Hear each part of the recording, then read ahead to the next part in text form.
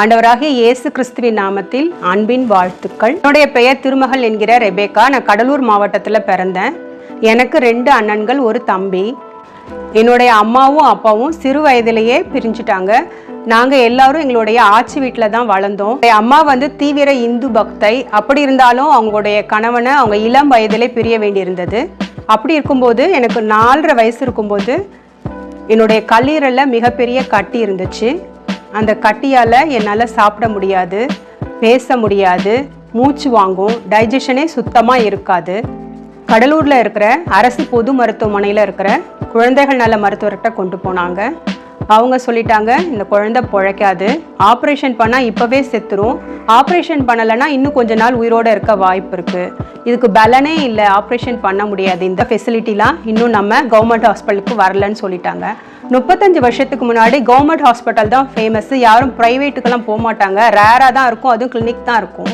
அப்படிப்பட்ட சூழ்நிலையில் என்னை வீட்டுக்கு கூட்டிகிட்டு வந்துட்டு வீட்டில் எனக்கு தேவையானதை சமைச்சு கொடுப்பாங்க. ஆனால் சாப்பிட முடியாது, மூச்சு வாங்கும். இப்படி இருக்கும்போது எங்கள் சித்திங்க 2 பேரும் கிறிஸ்டியன் ஸ்கூலில் படித்ததால் இயேசு கிறிஸ்து மேலே அதிக பக்தியாக இருப்பாங்க, பாடல்களை பாடுவாங்க, ஜெபம் பண்ணுவாங்க. அவங்க சொல்லுவாங்க, அக்கா நீ இயேசுவை நம்பு, ஏற்கனவே உன்னுடைய வாழ்க்கை இப்படி ஆயிடுச்சு, இது ஒரே ஒரு பொம்பளை பிள்ளை தான் இருக்குது, இதை காப்பாற்றணும், நீ இயேசுவை நம்பு, இயேசு உன்னுடைய குழந்தைக்கு சுகம் கொடுப்பாரு, அவளை வாழ வைக்க வல்லமை மிக்கவர் அப்படின்னு சொல்லுவாங்க. எங்கள் அம்மாவுக்கும் தன்னுடைய வாழ்க்கையை இழந்த ஒரு பக்கம் அந்த விரக்தியில் இருந்தாங்க, இன்னொரு பக்கம் இந்த குழந்தைக்கு இப்படி ஆயிடுச்சுன்ற வருத்தத்தில் இருந்தாங்க. இந்த வீட்டுக்கு பக்கத்தில் ஒரு பாட்டிமா இருப்பாங்க, அவங்க டீச்சர், ரிட்டையர் ஆகிட்டவங்க. அவங்க ஒரு ஜெப எண்ணெயை கொண்டு வந்து, பிருந்தா நீ இந்த எண்ணெயை உன்னுடைய பொண்ணுடைய வயத்தில் பூசி இயேசுவின் ரத்தம் ஜெயம் சொல்லு, நீ அதிகமாக ஜெபிக்க கூட வேண்டாம், அவளையும் சொல்லு இயேசுவின் ரத்தம் ஜெயம், அப்படி சொல்லிக்கிட்டே இருங்க, இயேசுவின் ரத்தத்துக்கு ஒரு வல்லமை உண்டு, அது உங்களை விடுதலை பண்ணுன்னு சொன்னாங்க. அந்த ஜெப எண்ணெயை என்னுடைய வயத்தில் பூசி ஜெபம் பண்ணாங்க. இயேசுவின் ரத்தம் என்னையும் சொல்ல சொன்னாங்க. ஏசப்பா உனக்கு சுகம் கொடுப்பாருன்னு நம்புன்னு சொல்லி எனக்கு சொல்லி கொடுத்தாங்க. அவங்களும் கண்ணீரோடு கூட ஜெபிச்சாங்க. ஒரு விதவையின் ஜெபம் கேட்கப்பட்டது, ஒரு சிறு பிள்ளையினுடைய ஜெபம் அங்கீகரிக்கப்பட்டது. ஏசப்பாவால் என்னுடைய ஜெபம் அங்கீகரிக்கப்பட்டுச்சு. அப்போ எனக்கு சுகம் கிடச்சிச்சு. நல்லா சாப்பிட ஆரம்பிச்சிட்டேன். அதுக்கப்புறம் நல்லா ஓடி ஆடி விளையாட ஆரம்பிச்சிட்டேன். ஒரே இடத்துல படுத்துட்டு இருப்பேன், சோர்வாக இருப்பேன், மூச்சு விட முடியாமல் இருந்த எல்லா நிலைமையும் மாறி டைஜஷன் எல்லாம் சரியாச்சு. அப்புறம் என்னை ஏற்கனவே டெஸ்ட் பண்ண டாக்டர்ஸ்ட்டை கூட்டிகிட்டு போனாங்க.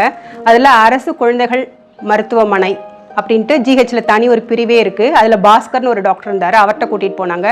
இது அன்னைக்கு பார்த்த குழந்தையா, இது நிறைய டிஃப்ரென்ஸ் இருக்கே, இந்த குழந்தை நல்லா பேசுது, இப்போது நல்ல மூச்சு வாங்குறதெல்லாம் நின்று இருக்குது அப்படின்னு சொல்லி டாக்டர் பாஸ்கர் ஆச்சரியப்பட்டார். உடனே சீஃப் மெடிக்கல் ஆஃபீஸர் கிட்ட கூட்டிகிட்டு போனார். சார் நம்ம அன்னைக்கு ஒரு கேஸ் பார்த்தோம்ல, இவங்க இந்த குழந்தைய கூட்டிகிட்டு வந்தாங்களே, இந்த குழந்தை மூச்சு விட முடியாமல் இருந்துச்சு, கல்லீரல், ஓ அதுவா அப்படின்னு சொல்லிட்டு அவரும் ஆச்சரியப்பட ஆரம்பிச்சிட்டாரு. அப்புறம் எனக்கு நிறைய டெஸ்டெல்லாம் பண்ணாங்க. அதுலேயும் எல்லாத்துலேயுமே நெகட்டிவ் தான் வந்துச்சு, ஒரு பாசிட்டிவும் வரலை. மேபி அந்த காலத்தில் இது கேன்சராக கூட இருந்திருக்கலாம்னு நான் நினைக்கிறேன். ஏன்னா ஒரு கட்டி இப்போ அதே கட்டி கல்லீரலில் வந்துருந்ததுன்னா இது இப்போ கேன்சர்னு சொல்லுவோம். அன்னைக்கு இந்த கட்டி வந்ததால் மேபி அது கேன்சராக கூட இருந்திருக்கலாம். தேவன் ஒரு சதா ஜெபத்தால், ஒரு விதவையின் ஜெபம் கேட்கப்பட்டது.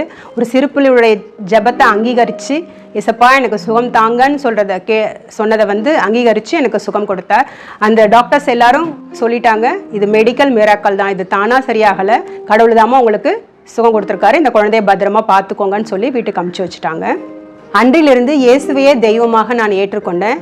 இயேசுவே என்னுடைய குல தெய்வமாகவும் ஏற்றுக்கொண்டேன். என்னுடைய அம்மாவும் நானும் அதிகமாக ஜெபிக்க ஆரம்பிச்சிட்டோம். என்னுடைய சித்திகளும் ஜெபிச்சாங்க. இப்படி என்னுடைய வாழ்க்கை அதுக்கப்புறம் அந்த கட்டிலிருந்து ஒரு முழு விடுதலை பெற்று சுகமான வாழ்க்கையாக மாறுச்சு. அப்புறம் நான் 1ஆவதுலேருந்து 10ஆவது வரையும் ஒரு ஹாஸ்டலில் தான் படித்தேன். அங்கே எனக்கு தேவையான மனுஷ தயவு, தேவ தயவு எல்லாம் இருந்துச்சு. நான் நல்லா படிக்க கிருபை செஞ்சார். நிறைய காம்படிஷனில் கலந்துப்போ எல்லாத்துலேயும் வின் பண்ணுவேன். அப்படிப்பட்ட ஒரு வாழ்க்கையை, வெற்றியுள்ள வாழ்க்கையை எனக்கு கொடுத்தாரு. 11th 12th வேற ஒரு ஸ்கூலில் ஜாயின் பண்ண வேண்டியிருந்தது. அந்த ஸ்கூலில் அட்மிஷன் கிடைக்கிறது ரொம்ப கஷ்டம். ஆனாலும் ஆண்டவர் என் மேலே கிருபையாக இருந்ததால் அந்த ஸ்கூலில் எனக்கு நான் கேட்ட ஏ குரூப்லேயே அட்மிஷன் கிடைக்க ஆண்டவர் கிருபை பண்ணார். நல்லபடியாக படித்து எக்ஸாம் எழுதவும் அனுகிரகம் பண்ணார். காலேஜுக்கு நான் கேட்ட கெமிஸ்ட்ரி பாடத்திலே எனக்கு சீட் கிடைக்க, காலேஜ்லேயும் எங்கள் வீட்டுக்கு பக்கத்தில் இருக்க காலேஜ்லேயே எனக்கு அட்மிஷன் கிடைக்க அனுகிரகம் பண்ணார். நல்லபடியாக படிக்கவும் அனுகிரகம் பண்ணார். உடனே படித்து முடித்த பிறகு வேலை கிடைக்கவும் எனக்கு அனுகிரகம் பண்ணார். இப்படியே என்னுடைய வாழ்க்கை செழிப்பாக ஒரு விதத்துலையும் ஆண்டவர் மாற்றினார். அது மாத்திரம் இல்லை, என்னுடைய வாலிப வயசுல சிறு பிள்ளைகள் மத்தியிலையும் வாலிப பிள்ளைகள் மத்தியிலையும் ஆண்டவரை குறித்து ஊழியம் பண்றதுக்கு எனக்கு அனுகிரகம் பண்ணாரு. என்னுடைய திருமண வயது வரும்பொழுது நான் கிறிஸ்துவ முறைப்படி தான் திருமணம் பண்ணிப்பேன்னு வைராக்கியமா இருந்தேன். அந்நிய நுகத்தோடு பிணைக்கப்படுவதில் இஷ்டம் இல்லாம இருந்தேன். கர்த்தர் அதையும் அங்கீகரித்தார். நாங்கள் சென்ற திருச்சபை போதகர் மூலமாவே ஒரு வரன் வந்துச்சு. நாங்க ஜெபிச்சோம். ஆண்டவர் அதை கைகூடி வர பண்ணினார். எங்களுடைய திருமணம் சென்னையில் உள்ள ஏசிஏ பொருஷவாக்கத்துல நடந்துச்சு. பாஸ்டர் சாம்சுந்தரம் ஐயா தான் எங்களுடைய திருமணத்தை நடத்தி வச்சாங்க. நாங்கள் இவ்வளோ பெரிய திருமணம் நடக்கும்னு எதிரே பார்க்கல. ஏன்னா எங்களுடைய ஃபேமிலி அந்த மாதிரி கிடையாது. ஏன்னா நிறைய பேர் ஹிந்துஸு, நாங்கள் மட்டும்தான் ஒரு 4 பேர் மட்டும்தான் கிறிஸ்டியனாக இருந்தோம்.